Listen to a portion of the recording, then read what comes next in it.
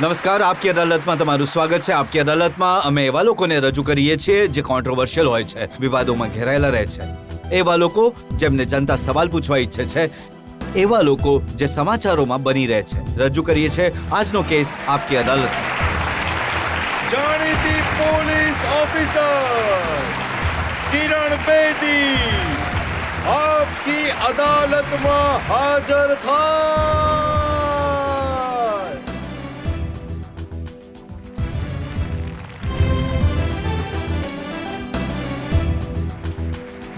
જનતાની અદાલતમાં આરોપી પણ છે, જનતા પણ છે, જનતાના જજ પણ. એના પહેલા કે આજનો કેસ શરૂ કરીએ, આજના જજ એમ.બી. કૌશલની પરવાનગી લઈશું આજની કાર્યવાહી શરૂ કરવા માટે. પરવાનગી છે, અદાલતની કાર્યવાહી શરૂ કરો. તો કેસ શરૂ થાય છે. આપકી અદાલતમાં પહેલો આરોપ કિરણ બેદી પર. આપકી અદાલતમાં કિરણ બેદી પર આરોપ છે કે તેઓ વિવાદોમાં ઘેરાયેલા રહે છે. કિરણજી, તમારું 33 વર્ષનું પોલીસનું કેરિયર મેં જોયું. વાંચતા વાંચતા લાગ્યું કે તમારું નામ તો વિવાદોની દેવી હોવું જોઈએ. દરેક પગલે તમારે માટે કોઈ ને કોઈ કોન્ટ્રોવર્સી ઊભી રહે છે. કઈ વાળી? 1981માં સૌથી પહેલા દિલ્હીની જનતાએ તમને જોયા હતા જ્યારે બધાની ગાડી ક્રેનથી ઉંચકી લેવામાં આવતી હતી. એમાં કોન્ટ્રોવર્સી કઈ વાતની? એ જમાનો જેણે તમારું નામ ક્રેન બેદી કરી દીધું હતું. તો એ કોન્ટ્રોવર્સી થોડી છે. આ કોઈ કોન્ટ્રોવર્સી છે? આ કઈ કોન્ટ્રોવર્સી છે? આ વિવાદ હતા. લોકોને લાગતું હતું કે આટલું કડક પણ ન હોવું જોઈએ દિલ્હીની જનતાના ટ્રાફિકની સાથે. એટલા બગડેલા હતા, એનો એ જ ઈલાજ હતો. પણ તમે જોયું, ફરીથી બગડી ગઈ છે. તો ફરીવાર ડ્યુટી પર આવવું પડશે. તમને સાચી કોન્ટ્રોવર્સી જણાવું છું. ચંદીગઢમાં ઓહ, જ્યારે તમારી પોસ્ટિંગ થઈ તો તમે સૌથી પહેલા કામ એ કર્યું કે ત્યાં જે ડિસ્કોઝ હતા એ બધા બંધ કરાવી દીધા. કયું શહેરમાં કોઈ નાઇટ લાઈફ ન હોવી જોઈએ? હા, કરાવ્યા બંધ, કેમ કે ઘણા બગડી ગયા હતા. અને યુનિવર્સિટી છે એ થોડું છે કે દારૂ પીવે 12 વાગ્યા પછી અને છોકરીઓ ઉચકે અને જે મરજી કરે, તો પછી પોલીસ શા માટે? અમે લોકો કેમ છે, જો 12 વાગ્યા પછી એમણે દારૂ પીને છોકરીઓને છેડવી છે અને એના પછી હું એની તપાસ કરતી રહું, તો પછી હું શું કામ? પણ તમારું કામ પોલીસિંગ કરવાનું છે કે રિફોર્મ કરવાનું છે સોસાયટીને? બંને. મારું કામ છે પોલીસી કરવું અને ક્રાઇમને રોકવું. અને જે વસ્તુ ક્રાઇમ વધારે છે, કંઈક એવું, દરેક વસ્તુની લિમિટ હોય છે. જ્યારે તમે લિમિટને ક્રોસ કરશો તો પોલીસ શા માટે છે? પોલીસ એ લિમિટને કહેવા માટે છે કે આ લિમિટ છે. એની આગળ તમે જશો તો પછી તિહાડ જેલ. કિરણજી, પણ પોલીસ ઓફિસર તો ઘણા બધા છે. શું કારણ છે કે તમે જ્યાં જાઓ છો ત્યાં જ આવી કોન્ટ્રોવર્સી ઊભી થાય છે?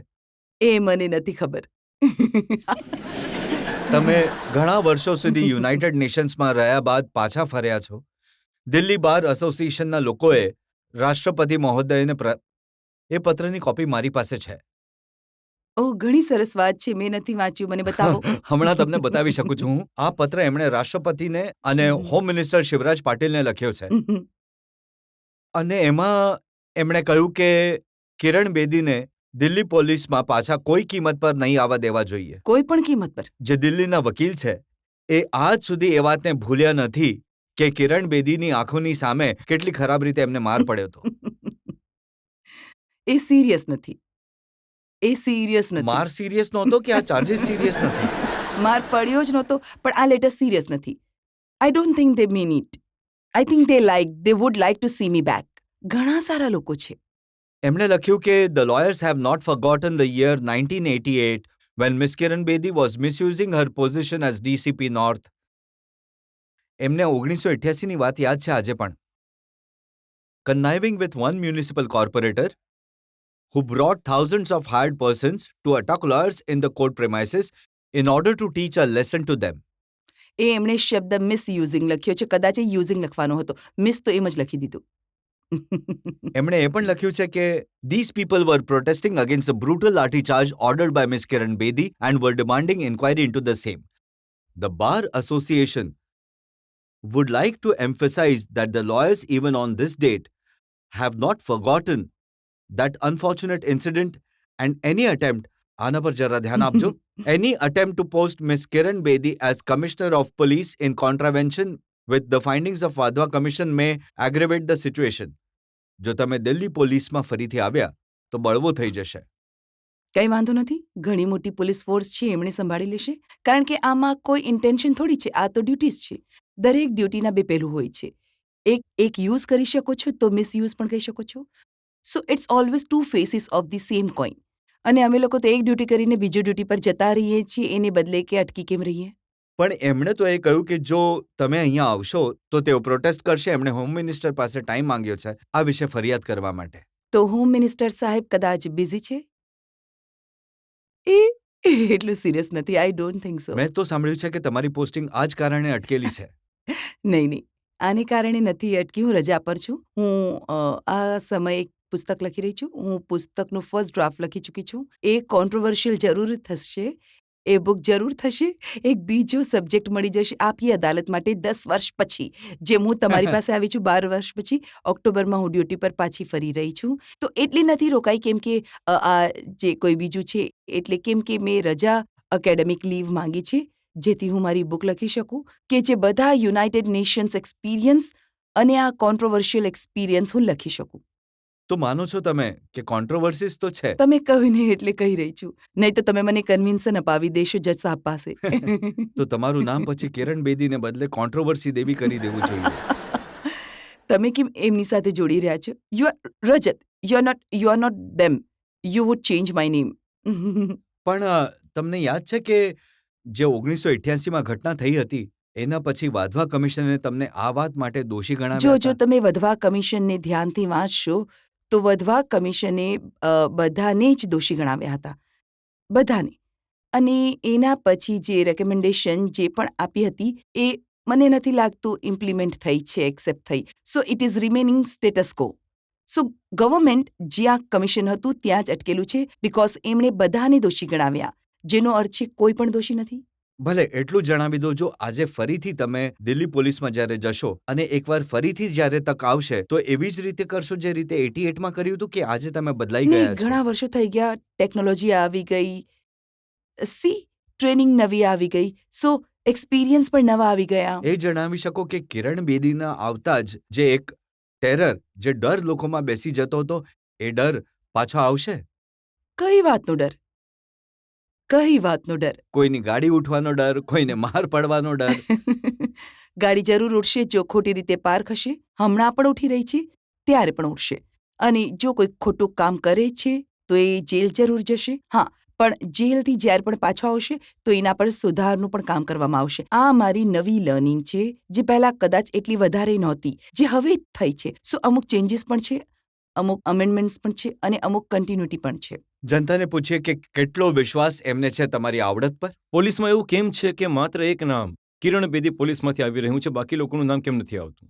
એ out of the box thinking overall police કોન્સેપ્ટમાં કેમ નથી? ભલે કેદીઓનો રિફોર્મ હોય કે ઇન્દિરા ગાંધીની ગાડીને ક્રેનથી ઉઠાવવાની હોય, બાકી લોકો એવું કંઈ કેમ નથી કરી શકતા? એમનું પણ રિકગ્નિશન કે એ રીતનું કામ થાય કે પોલીસ કરી રહી છે, સારા લેવલ પર કરી રહી છે. એ તો તમારે જવાબ આપવો જોઈએ કે બાકી લોકો એવું કેમ નથી કરી રહ્યા? બાકી લોકોને બોલાવો આપકી અદાલતમાં અને એમને પૂછો. How can I answer? But એક વસ્તુ જે મારી બિલીફ છે કે દરેક વ્યક્તિ જે પોલીસ સર્વિસમાં કે સરકારી સર્વિસમાં આવે છે એ પોતાના દૃષ્ટિકોણથી આવે છે, પોતાની ક્વોલિટી સાથે આવે છે, પોતાના એટીટ્યુડ સાથે આવે છે, પોતાની બિલીફ્સની સાથે આવે છે. અને આ બિલીફ અને દૃષ્ટિકોણ ડિગ્રી દરેકમાં અલગ અલગ હોય છે. કદાચ ઘણા જ સારા કામ ઘણા લોકોના વિઝિબલ નહીં થયા હોય અને મારા વધારે વિઝિબલ થઈ ગયા હોય એટલે કદાચ તમે એવું વિચારો છો. અને મારો એવો વિશ્વાસ છે કે કદાચ મારાથી સારા ઓફિસરોના જે મારા ઘણા કાબિલ ઓફિસરો છે અને એક ઓફિસર જજ સાહેબ પણ બેઠા છે, એવા સારા કામ વિઝિબલ નહીં થયા હોય તો એટલે તમને નથી ખબર. કદાચ આ જ રીઝન હોઈ શકે છે. પણ હું એ કહી રહી છું અમે બધા જ પોતપોતાના દૃષ્ટિકોણથી આવીએ છીએ અને પોતપોતાનો અપ્રોચ લઈને આવીએ છીએ.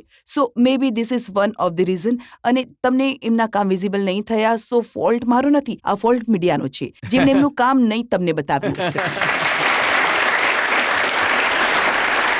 કિરણજી, તમારા કામ કેમ વિઝિબલ થાય છે અને બાકીના લોકોના કામ કેમ વિઝિબલ નથી થતા એને લઈને મારી પાસે આરોપો છે. પણ આપણે એક બ્રેક માટે રોકાઈશું અને બ્રેક બાદ કિરણ બેદી પર જનતાનો આ કેસ ચાલુ રહેશે.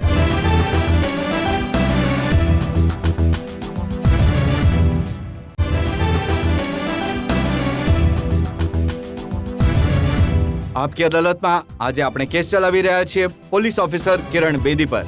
આપકી અદાલતમાં આગલો આરોપ કિરણ બેદી પર. આપકી અદાલતમાં કિરણ બેદી પર આરોપ છે કે આ મનમાની કરે છે. કિરણજી, તમે કહી રહ્યા હતા ને કે બાકી લોકો કેમ નથી વિઝિબલ થતા, તમે કેમ વિઝિબલ થાઓ છો? કોઈ પણ આઈએએસ ઓફિસરને પૂછી લો, એ કહે છે કે કિરણ બેદી જ્યાં બેસી જાય છે કોઈનું નથી સાંભળતા, જે એમનું મન કરે એ જ કરે છે. આ ખોટું નથી. તમે આ આરોપને સ્વીકાર કરો છો? હા, કરું છું. અને મારા જજ સાહેબ પણ કરશે, કારણ કે જજ સાહેબ મારા સિનિયર ઓફિસર હતા. ઘણી વખત હું એમની વાત પણ નહોતી માનતી. પણ સારી વાત એ હતી કે જ્યારે હું વાત નહોતી માનતી તો એ મને સમજવાની કોશિશ કરતા હતા કે હું એમની વાત કેમ નથી માની રહી. એટલે નથી માની રહી કે સર મારો દૃષ્ટિકોણ તો સમજો, કારણ કે હું રસ્તા પર ઊભી છું. મને ખબર છે અહીંયા શું થઈ રહ્યું છે, મને ખબર છે આનું ટેમ્પરેચર શું છે. તો પ્લીઝ સમજો, ક્યાં તો મારી પાસે આવો અને મારી સાથે ઊભા રહો, અથવા મારી વાત માનો. તો એ માની જતા હતા. પણ પરિણામ કિરણજી એ પણ થતું હતું કે કોઈ એક જગ્યા પર તમને ટકીને રહેવા દેવામાં નહોતું આવતું. હા, મિઝોરમમાં 1990ની વાત છે, તમને રાતોરાત બેગ ઉચકીને પાછું આવવું પડ્યું હતું દિલ્હી. એ સિચ્યુએશન એવી હતી કે જો હું ન આવત તો ત્યાંની લો એન્ડ ઓર્ડર સિચ્યુએશન ઘણી બગડી શકતી હતી. અને ત્યાંની ધમકી હતી અમુક સેક્શનથી કે મારા ઘરને સળગાવી દેશે. તો મેં વિચાર્યું કે હું ત્યાંથી ડીઆઈજી રેન્જ છે અને ડીઆઈજી રેન્જનું જ ઘર સળગાવી દે, કેમ કે હું ડીઆઈજી રેન્જ છું, હું બેસી રહું, હું જોઉં કે તમે શું કરી શકો. તો કોઈ આપને જેવા સાથે તેવા જેવી થોડી વાત છે. મારા હટી જવાથી એ ઘર બચી જાય અને સ્ટેટમાં કર્ફ્યુ ખુલી જાય છે વગેરે વગેરે. તો સમજદારી એમાં જ છે, અને એટલે જ હું પોતાની જાતને હટાવી પણ શકી. So I got out the scene, જેથી ત્યાં સિચ્યુએશન નોર્મલ થઈ જાય. કિરણજી, એવું શું જૂનૂન હોવું ને કે જ્યાં તમે જાઓ ત્યાંથી જ તમારે પાછું ફરવું પડે? હું તમારા પુસ્તકમાં જોઈ રહ્યો હતો, તમે લખ્યું કે તમને જ્યારે તિહાડ જેલ મોકલવામાં આવ્યા તો કોઈ ત્યાં જવા જ નહોતું ઈચ્છતું. પનિશમેન્ટ પોસ્ટિંગ હતી એ. હા, આ સાચી વાત છે. જેલને ક્યારે પણ કોઈ પણ પોલીસ ઓફિસર લગભગ આજ સુધી નથી પસંદ કરતા કે નોર્મલ પોલીસિંગથી હટીને એ એબનોર્મલ પોલીસિંગ કરે, વિચ ઇઝ વિથ પીપલ. જો કે સિચ્યુએશન, અને એ સાચી વાત છે, કોઈ વધારે રોકાતું નહોતું. બે રીતના લોકો રોકાતા. એક એ રોકાતા હતા કે જે દિલ્હીમાં જ રહેવા ઈચ્છતા હતા, કેમ કે ઈચ્છતા હતા કે એમને દિલ્હીની બહાર પોસ્ટિંગ નહીં થાય. અને બીજા ત્યાં બેસવા જ નહોતા ઈચ્છતા. એ કશેક બીજે સેક્રેટરીએટમાં બેસવા ઈચ્છતા હતા, જ્યાં ચીફ મિનિસ્ટર પણ છે, હોમ સેક્રેટરી પણ છે, ચીફ સેક્રેટરી પણ છે. તો એમની સાથે ત્યાં બેસવા નહોતા ઈચ્છતા. અને જ્યારે પણ એમની પાસે કોઈ અધિકાર ક્ષમતા હોય તો એ પોતાની બદલી કરાવી લેતા હતા. સો આ સાચી વાત છે કે ત્યાં જવા કોઈ ઈચ્છતું નહોતું. અને એ પણ સાચું છે કે જ્યાં કોઈ નહોતું જવા ઈચ્છતું ત્યાં જવા માટે પણ તમને 9 મહિના રાહ જોવી પડી હતી. હા, હોમ રાહ જોવી મિનિસ્ટ્રીએ પડી તમને હતી. પોઝિશન જ નહોતી આપી. એ હોમ મિનિસ્ટ્રી ઘણી બિઝી છે. હોમ મિનિસ્ટ્રીને ટાઈમ લાગે છે. તો એ બિઝી હતા અને હું એટલી ઇમ્પોર્ટન્ટ નહોતી. તો સારું કર્યું, મને 9 મહિના આપી દીધા. એ જ 9 મહિનામાં મેં લખવા વાંચવાનું શીખી લીધું. કે હોમ મિનિસ્ટ્રી એવી જગ્યા શોધી રહી હતી જ્યાં સાચે જ સજા આપી શકાય એની કિરણ પાસે એટલો બેદીને. સમય નહોતો શોધવાનો. એ તો 9 મહિના પછી ચાર્ટર્ડ એમના અકાઉન્ટન્ટ ડિપાર્ટમેન્ટને કહી દીધું હતું કે તમે મફતનો પગાર આને કેમ આપો છો, તમારે એને લગાડવી જ પડશે. તો એ વખતે જેલ જ ખાલી હતી. એમણે ફટ કરીને મને જેલમાં લગાવી દીધી. કિરણજી, હકીકત એ છે કે દિલ્હી પોલીસમાં અમુક એવા ઓફિસર હતા જેમણે જાણી જોઈને તમને કોઈ પોઝિશન ન આપી. આ પણ સાચું છે કે એ સમયે જે ઓફિસર ત્યાં બેઠા હતા એ બેસી રહેવા ઈચ્છતા હતા, કારણ કે એ બેઠેલા બેઠેલા રહેવા ઈચ્છતા હતા. મારી અને એમની કોઈ સરખામણી નહોતી. મારી પાસે એ તાકાત નહોતી એમને હટાવવાની, અને ના તો હું તાકાતનો ઉપયોગ કરું છું કોઈને હટાવવા માટે. હું જે બેસે છે એ બેસવા દઉં છું. હું રાહ જોવા માટે તૈયાર હતી. પણ એવું નથી કે જ્યાં પણ તમે જાઓ છો જે આઈએએસ ઓફિસર હોય છે એમની સાથે જરૂર અથડાવ છો? મને ખબર છે તમે ક્યાં આવી રહ્યા છો. મને ખબર છે તમે ક્યાં આવી રહ્યા કિરણજી, છો. ચંદીગઢમાં મને ખબર 41 હતી હવે ચંદીગઢની વાત કરવાના છો. 41 દિવસની અંદર તમારે આવવું પડ્યું હતું પાછું દિલ્હી, કેમ કે તમે હોમ સેક્રેટરી સાથે અથડાયા હતા. યસ, એ સાચે જ અથડામણ હતી. જો હું સમજુ છું કે કોઈ સાચે જ અથડામણ હતી તો એ હતી. કેમ કે એમણે within 15 days of my joining as IG Chandigarh 15 દિવસની વચ્ચે ઘણી જૂની 10 વર્ષ જૂની કોઈ ઇન્ક્વાયરીઝના બેઝ પર એમણે સડનલી કોઈ મારા 3 સિનિયર પોલીસ ઓફિસર્સને સસ્પેન્ડ કરી દીધા અને મારા નોટિસમાં પણ વાત નહોતી, કારણ કે મને હજી 15 દિવસ થયા હતા. હું ના ઇન્ક્વાયરી જાણતી હતી, ના એમને મને કોન્ફિડન્સમાં લીધી. અને ચંદીગઢ એક નાનકડી પોલીસ સર્વિસ છે, એમાંથી તમે 3 સિનિયર ઓફિસર્સને તરત સસ્પેન્ડ કરી દો છો. અને તો પણ છાપામાં પહેલા આવ્યું કે જે સસ્પેન્ડ થઈ ગયા છે. એઝ આઈજી મને પાછળથી કહેવામાં આવ્યું. અને કોણે કહ્યું? એ જ ઓફિસરોએ આવીને કે મેડમ અમને સસ્પેન્ડ કરી દીધા છે. આઈ સર તમને કોણે સસ્પેન્ડ કર્યા? મને પણ તો કહેશે હું આઈજી છું આ ફોર્સની, જેણે 5000ની ફોર્સને લીડ કરવાની છે. તો બોલ્યા નહીં, અમે તો સસ્પેન્ડ થઈ ચૂક્યા. બે કોઈ ઓર્ડર તો આવ્યો નથી, કંઈ ખબર નથી. તો બોલ્યા નહીં, આવશે ઓર્ડર. તો છાપામાં પહેલા આવ્યું મારી પાસે. તો એ વસ્તુને મારાથી સહન ન થઈ. આ નહીં થઈ શકે. આ કઈ રીતે જો થઈ શકે? સહન ન થયું તો તમે ત્યાં પબ્લિક ડેમોન્સ્ટ્રેશન કરાવ્યા તમારા નહીં, સપોર્ટમાં? મેં કોઈ પબ્લિક ડેમોન્સ્ટ્રેશન નથી કરાવ્યા. This is not true. જ્યાં સાચું મેં કહી દીધું, આ સાચું નથી. મેં કોઈ ડેમોન્સ્ટ્રેશન નથી કરાવ્યું. ના હું ઇન્ટરેસ્ટેડ હતી ડેમોન્સ્ટ્રેશન માટે. એ તો ઓપનલી પ્લેટેડ ઇનજસ્ટિસ હતું. અને ઇનજસ્ટિસમાં હું પોતાને જો એઝ એન ઇન્સ્પેક્ટર જનરલ, જો મેં દરેક મુશ્કેલ કામ મારા ઓફિસર પાસે કરાવવાના છે, તો જ્યારે એમની સાથે અન્યાય થાય તો ત્યારે હું એમની સાથે નહીં ઊભી હોઉં તો હું કોણ? પણ જ્યારે તમારી સાથે અન્યાય થાય છે તો પછી કોણ સાથે ઊભું રહે છે? એ જ ભગવાન, એ ઈશ્વર. અને આવા સિનિયર ઓફિસર પણ તો જે હતા, તો બધા જ તો એક જેવા નહોતા. મારી પાસે ઘણા સારા ઓફિસર્સ આવ્યા. વેદ મારવા સાહેબ આવ્યા, કૌશલ સાહેબ બેઠા છે, ગૌતમ કૌલ સાહેબ હતા, પી.આર. રાજગોપાલ હતા, જે.એન. ચતુર્વેદી હતા, અજય રાજ શર્મા સાહેબ હતા. તમે એટલા સપોર્ટ મોટા કરનારાઓના ઓફિસર્સ. નામ ગણાવી રહ્યા છો. એ લોકો કોણ હતા? જ્યારે તમને બિલ ક્લિન્ટને બ્રેકફાસ્ટ માટે બોલાવ્યા તો એમણે એના પર રોક લગાવી એ દીધી. પોલીસ ઓફિસરે નહીં રોક લગાવી, એ કોઈ બીજાએ લગાવી હતી. આઈએસ ઓફિસરે, આઈએસના ઓફિસર એ ખબર નથી, યાદ નથી આવી રહ્યું કોણ હતું એની પાછળ.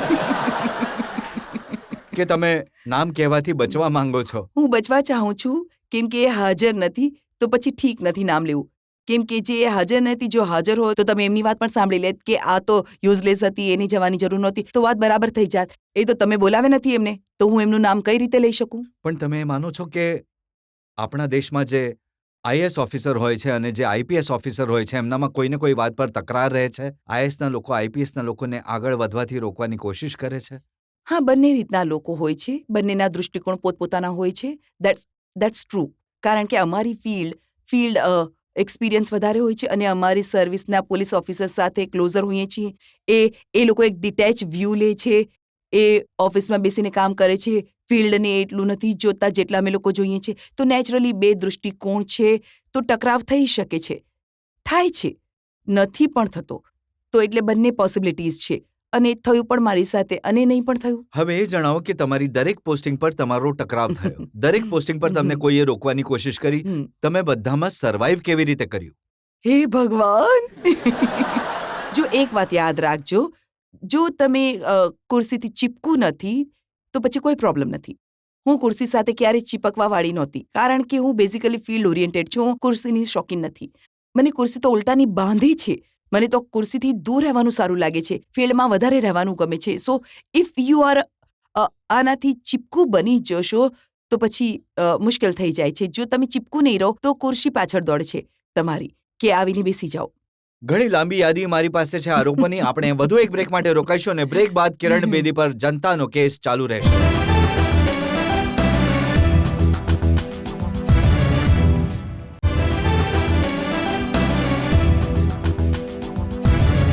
આપકી અદાલતમાં આજે આપણે જનતા તરફથી કેસ ચલાવી રહ્યા છીએ ઇન્ડિયાની સુપર કોપ કિરણ બેદી પર.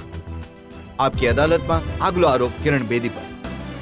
આપકી અદાલતમાં કિરણ બેદી પર આરોપ છે કે તેઓ માત્ર પોતાના ગુણગાન કરે છે. કિરણજી, જે જેલસી થાય છે અને જે ટકરાવ થાય છે એ એટલે થાય છે કે એટલા વધારે તમારા ગુણગાન થાય છે મીડિયામાં, તો કોઈ પણ બળશે જોઈને. તો હું શું કરું પછી? What can I do? આ દરેક વસ્તુ દૃષ્ટિકોણ છે. જો સેલ્ફ ગ્લોરિફિકેશન આ હોત તો આજે મારી પાસે હજુ એક મેડલ હોત, જે મેં નહોતું લીધું. એ હતું એશિયન જ્યોતિ. એશિયન ગેમ્સ પછી, 1982 એશિયન ગેમ્સ પછી, જ્યારે યાદ છે તમને, ટ્રાફિક મેનેજમેન્ટ ઘણું સારું થયું હતું. એશિયન ગેમ્સનું કોઈને કોઈ ફરિયાદ નહોતી, બધા પોતપોતાની રીતે પહોંચી શક્યા, કોઈ પ્રોબ્લેમ નહોતા થયા, કોઈ જામ નહોતા. અને રાજીવ ગાંધીજીએ પણ પોતે પાર્કિંગ લેબલ માંગીને લીધું હતું, એ વિચારીને કે એમનો વારો પણ આવી શકે છે જો એમણે ટ્રાફિક રૂલને વાયોલેટ કર્યો. અહીંયા સુધી કે એવરીબડી ઇઝ રિસ્પેક્ટિંગ રૂલ્સ, અને એના પછી કોઈ, અને એમાં એક મીડિયાએ લખ્યું હતું કે ઇટ વોઝ એક્સલન્ટ. સો એના પછી અમને બધાને મેડલ્સ માટે બોલાવવામાં આવ્યા કે હવે તમે મેડલ લો. તો એમાં મને પણ મેડલ માટે બોલાવવામાં આવી, એશિયન જ્યોતિ માટે. તો મેં કહ્યું હતું મારે નહીં, મને શું આ મેડલ મારે માટે છે કે ટ્રાફિક યુનિટ માટે છે? તો એમણે કહ્યું કે આ તમારા માટે છે. તો મેં કહ્યું મને નથી જોઈતું, કારણ કે આ કામ મારા એકલાનું નહોતું, આ તો કામ હજારોનું હતું. તો આઈ સેડ આ મને નથી જોઈતું. ક્યાં તો આ મેડલ આપવું હોય તો આખી ટ્રાફિક યુનિટને આપો, અને એ બધા હોમગાર્ડ્સને આપો, અને એ બધા સ્ટુડન્ટ્સને આપો જેમણે ઊભા રહીને આટલી ડ્યુટી કરી. તો જો સેલ્ફ ગ્લોરિફિકેશન હોત તો હું પણ ઊભી થઈને મેડલ લગાવી લેત. એ નહીં લીધું જ્યારે મેં. તમે તિહાડ જેલ પહોંચ્યા, હા.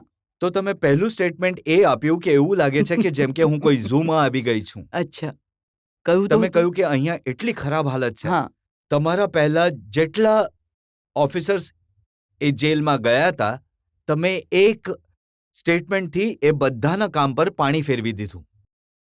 અનફોર્ચ્યુનેટલી એમણે કોઈ કામ નહોતું કર્યું. That's truth. અને I tell you, I was polite. જો મેં ગવર્મેન્ટને એક પણ રિપોર્ટ નહીં મોકલી જે મેં ત્યાં જોયું, મેં માત્ર એને સુધારવાનું શરૂ કર્યું હતું. મેં કોઈની વિરુદ્ધ કંઈ નહોતું લખ્યું કે અહીંયા મેં આ કંઈક તો શું મેં જોયું જોયું તમે? છે. એમાં કંઈ પણ ઠીક નહોતું. કેમ કે જ્યારે હું પહેલી નાઇટ પેટ્રોલિંગ માટે તિહાડ જેલમાં ગઈ હતી તો બિલકુલ ઝૂ હતું. એ દરેક પ્રકારના સાઉન્ડ્સ આવી રહ્યા હતા, કોઈ જેકો, કોઈ કૂતરા જેવો, દરેક પ્રકારના અવાજ આવી રહ્યા હતા. તો મેં એમને પૂછ્યું કે આ શું છે? આ કેમ સૂતા કેમ નથી લોકો? મારા મગજમાં પણ હું વિચારી નહોતી શકતી કે રાત્રે આ સૂશે નહીં, કારણ કે આપણે રાત્રે સૂઈએ છીએ અને આ જેલના લોકો નહોતા સૂઈ રહ્યા. તો મારા ઓફિસરને મેં પૂછ્યું કે જેલના લોકો સૂઈ કેમ નથી રહ્યા? બોલ્યા મેડમ સૂશે કઈ રીતે? આ બધા તો આખો દિવસ જાગીને નશો કરે છે. મેં કયો નશો કરે છે? બોલ્યા દરેક પ્રકારનો નશો, તમે જે પણ આપી દો એનો નશો કરશે. તો મેં કહ્યું કયા કયા નશા? એક તો જે નશો એમને મળી શકે છે કે જે નશેડું છે જ, અને અથવા નશો નહીં મળ્યો તો એમના વિડ્રોવલ સિમ્ટમ્સ છે, એમને થાક અને તૂટવા જેવું થાય છે તો એ બીજાને સુવા નથી દેતા. તો ક્યાં તો એ આવ્યા જેને નશો નતો મળ્યો, અને અહીંયા બીજો છે જે કમ્પોઝની ગોળીઓ જ ખાતો રહે છે. કફ સિરપ છે તો કફ સિરપ જ પીતો રહે છે. તો ફીવરની પણ જે દવા ડોક્ટર આપે છે એ પણ આટલી બધી લે છે, એનો જ નશો. તો દરેક માણસ ક્યાં તો નશાના તૂટવાથી અવાજ કરી રહ્યો છે, અથવા તો માણસ કોઈ નશો કરવાથી અવાજ કરી રહ્યો છે. તો મને થયું આ કઈ જગ્યાએ આવી ગઈ હું, અને મને પૂરો વિશ્વાસ નહોતો કે આ ક્યારે સરખું થવાનું છે, આ સુવાના છે. મને બિલકુલ વિશ્વાસ નહોતો. મેં કહ્યું મરી ગયા, આ તો વટોલું થઈ ગયું, આ તો ડોકું કપાઈ ગયું, હું પણ આમાં જ પતી જઈશ. બટ એનાથી મેં હિંમત નહીં હારી, અને પછી અમે લોકોને ત્યાં કામ શરૂ કર્યું, અને એકદમ પરિવર્તન શરૂ થયું. અને એ મેડિસિન્સ જે ડોક્ટર વેચતા હતા એના પર કાબુ કર્યો, પછી ભણાવ્યા, અને રાત્રે દિવસે જગાડ્યા, સુવા જ નહોતા દીધા કોઈને. કોઈને ભણાવવામાં લગાવ્યા, કોઈને ભક્તિમાં લગાડ્યા, પ્રવચનોમાં લગાડ્યા, અને એક દિવસ પછી સિચ્યુએશન આવી ગઈ, એ સુવા લાગી ગયા. સો પોઈન્ટ ઇઝ તમે- છે તો ઝૂ હતું. It was all bad. It was stinking garbage હતો, જે ઘણા મહિનાથી હટાવવામાં જ નહોતો આવ્યો.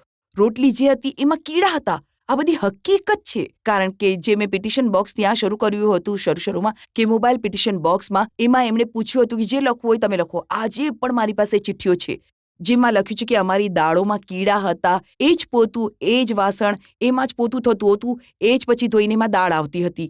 હું કઈ વાતને તમને કહું, આ વસ્તુઓ જો મેં લખી લીધી, મારી વાતો પછીથી મારી પુસ્તકમાં પણ હકીકત આ જ હતી. એટલી મહેરબાની સમજો, એક વધુ કોન્ટ્રોવર્સી બનત જો હું બધાનો રિપોર્ટ લખીને આપતી ગવર્મેન્ટને અને પૂછતી હવે કહું હું શું કરું.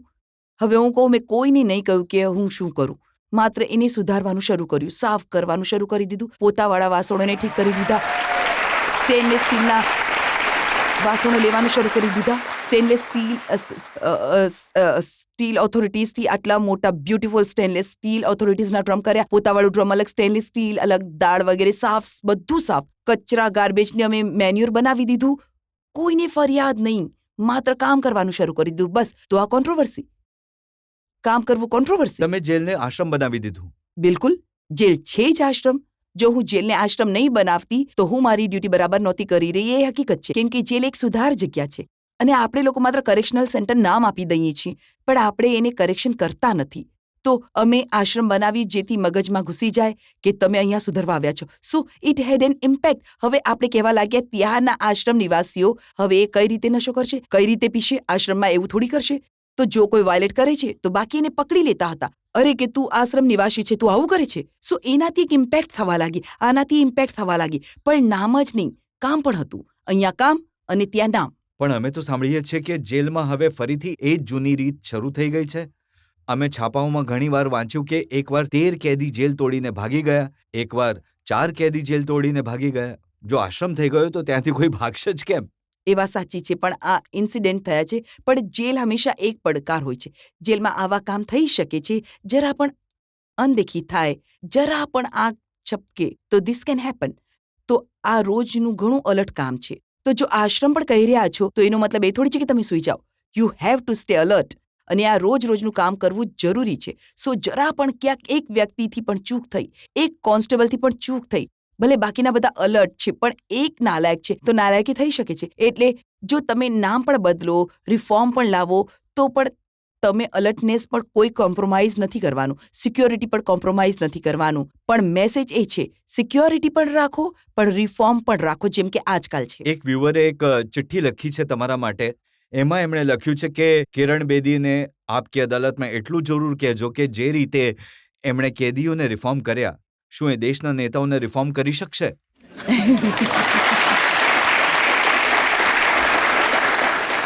આ તો ઘણી મોટી વાત છે. હું તો ઘણી નાની ઓફિસર છું. આ મારા વશની વાત નથી. પણ હા, જો તિહાડ જતા રહે તો કદાચ બેટર થઈ જાય. આપકી અદાલતમાં આજે આપણે કેસ ચલાવી રહ્યા છીએ જાણીતા પોલીસ ઓફિસર કિરણ બેદી પર. આપકી અદાલતમાં આ કેસનો વધુ એક દોર એક નાનકડા બ્રેક બાદ.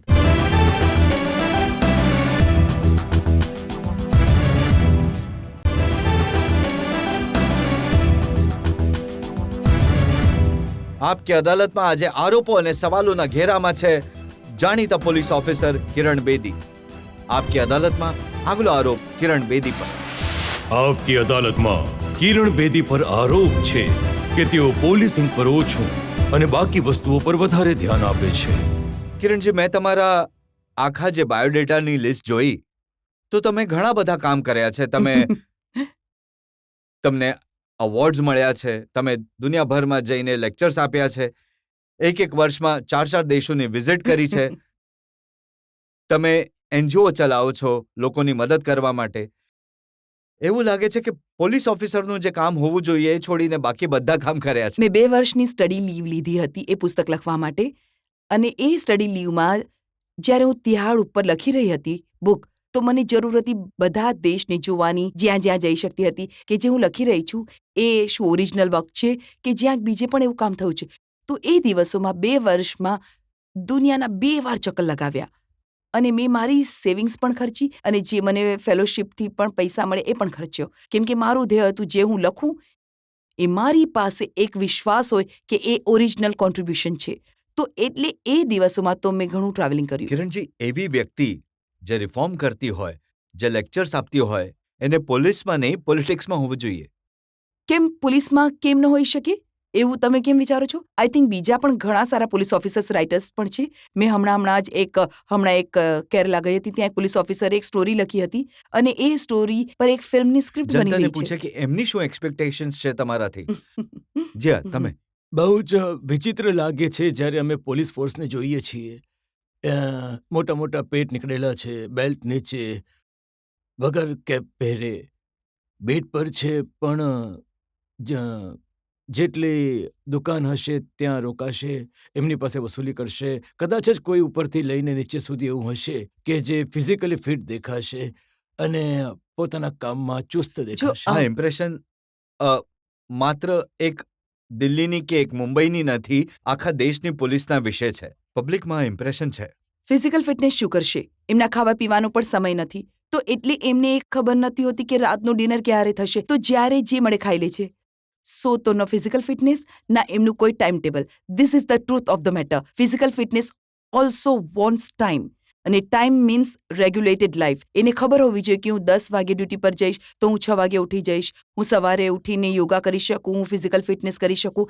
સાંજે હું ઘરે પહોંચીશ જમવા માટે. સો અ નોર્મલ લાઈફ નથી જીવતા. ક્યારેક ટેરરિસ્ટ કોલ આવી જાય તો ક્યારેક કોઈ બંદોબસ્તનો કોલ આવી ગયો તો એ લાગેલા હોય છે. એટલે જ તો આ સરકારે આપણો દેશ 10-13 મહિનાનો પગાર 12 મહિનામાં આપે છે. કેમ? કેમ કે એક તો આવી લાલચ આપીને એમને ઘસતી રહે છે, ભલે દિવાળી પણ હોય, ભલે કિરણજી, દશેરો હોય, ભલે આનો અર્થ એ તો ન થઈ શકે કે તમે હપ્તો લેવાનું નહીં. શરૂ હું કરી દો. બીજી વાત પર આવી રહી છું. હું બીજી વાત પર આવી રહી છું. બિલકુલ નહીં. કેમ હપ્તો ક્યારે જસ્ટિફાઈડ નથી? આ ખોટું છે. પણ પહેલી વાત પણ ખોટી છે. આ પણ ખોટું છે. તમે હપ્તો કેમ લઈ રહ્યા છો? અચ્છા, ઘણી જગ્યાએ ભૂખ છે, ઘણી જગ્યાએ ગ્રીડ છે અને ઘણી જગ્યાએ બાળકોની ફીસ છે. કેમ કે સ્કૂલ નથી એમની પાસે. એમના છોકરા પણ ઈચ્છે છે કે એમને પણ રંગીન ટેલિવિઝન મળે, આપકી અદાલતમાં પ્રોગ્રામ જોવા, રજતજીને જોવા. કેટલા લોકો પાસે કલર ટેલિવિઝન હશે? એમના બાળકો પણ. આ છે ખોટું. આઈ એમ નોટ જસ્ટિફાઈંગ. એમના પગાર ઘણા નાના છે, બાળકોને ભણાવી નથી શકતા, ઘરના ભાડા છે એમના ઘર સરકારી. જો દરેક પોલીસ ઓફિસરને ફોજીની જેમ જો આપણે જોવા લાગીએ, આપણા ફોજીની જેમ, અને મને ઘણું માન છે કે આપણે આપણા ફોજીની ઘણી સાર સંભાળ કરીએ છીએ, સારું છે, કોઈની તો સાર સંભાળ રાખીએ છીએ, પણ જો દરેક સિપાઈ આ દેશમાં કોન્સ્ટેબલ, પોલીસ કોન્સ્ટેબલની સાર સંભાળ એક ફોજીની જેમ કરવા લાગીએ તો પછી તમે જોજો કેવો બદલાવ આવશે. અમારે ત્યાં અહીંયા વેલફેર નથી. આપણે ત્યાં પોલીસમાં કોઈ વેલફેર કોન્સેપ્ટ નથી. મારી અપીલ છે, મારું ડ્રીમ છે, મારું એક સપનું છે, મારી માંગ છે, મારી ઈચ્છા છે કે આપણી પાસે એક વેલફેર બોડી ઘણી મોટી બને, જેમાં આપણે આપણા દરેક સિપાહી અને હવાલદાર અને એએસઆઈ સબ ઇન્સ્પેક્ટરની ફેમિલીની સાર સંભાળ કરી શકીએ અને સરસ એની પાસેથી કામ લઈએ કે જો તારી ફેમિલી હવે પ્રોટેક્ટેડ છે, તારી ફેમિલી લોકડ આફ્ટર છે, વાંચી રહી છે, લખી રહી છે, લાયક બની રહી છે, રસ્તા પર નથી ફરી રહી. તું જા કામ કર. હું તમને ગેરંટી કરું છું કે 100% અમે એનાથી બેટર કામ કરીશું. અમને માત્ર વેલફેરની સિસ્ટમ જોઈએ છે અને વેલફેર એક ઇશ્યુ જોઈએ છે. વેલફેર એક પ્રાયોરિટી છે. આ મારું સપનું છે. આ સપનું હું પૂરું થતાં જોવા માંગીશ કે અમારો વેલફેર કોન્સેપ્ટ પણ બને અમારી સર્વિસમાં. અમે આશા રાખીએ કે તમારું સપનું જરૂર પૂરું થશે અને તમારી આંખોની સામે પૂરું થશે. આપણે રોકાઈશું એક બ્રેક માટે અને બ્રેક બાદ જોઈશું જનતાના જજ MB કૌશલનો નિર્ણય.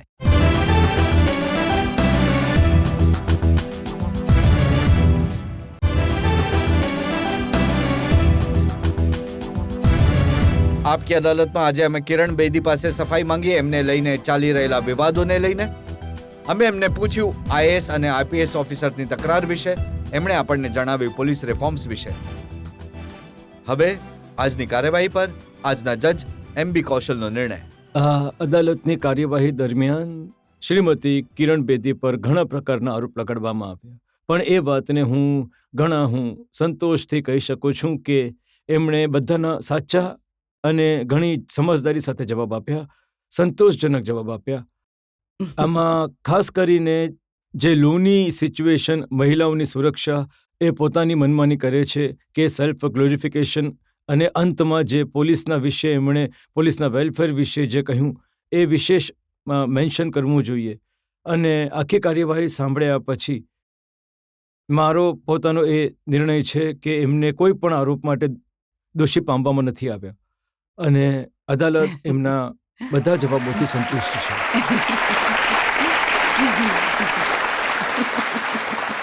એ આશા સાથે, એ વિશ્વાસ સાથે કે આપકી અદાલતમાં કિરણ બેદીએ જે સપનું જોયું છે, જે રિફોર્મની વાત કરી છે, જે પોલીસના લોકોની જીવનશૈલીમાં સુધારની વાત કરી છે, એ સપનું જલ્દી પૂરું થશે અને એ સપનાને પૂરું કરવામાં અમારું ઇન્ડિયા ટીવીનું જે પણ કોન્ટ્રીબ્યુશન હશે એ અમે આપવા તૈયાર છીએ. Wonderful, એ વચન wonderful. આજે અમે તમને આપીએ છીએ. વન્ડરફુલ. આવતા અઠવાડિયે ફરી મળીશું આપકી અદાલતમાં એક નવો કેસ લઈને. ત્યાં સુધી નમસ્કાર.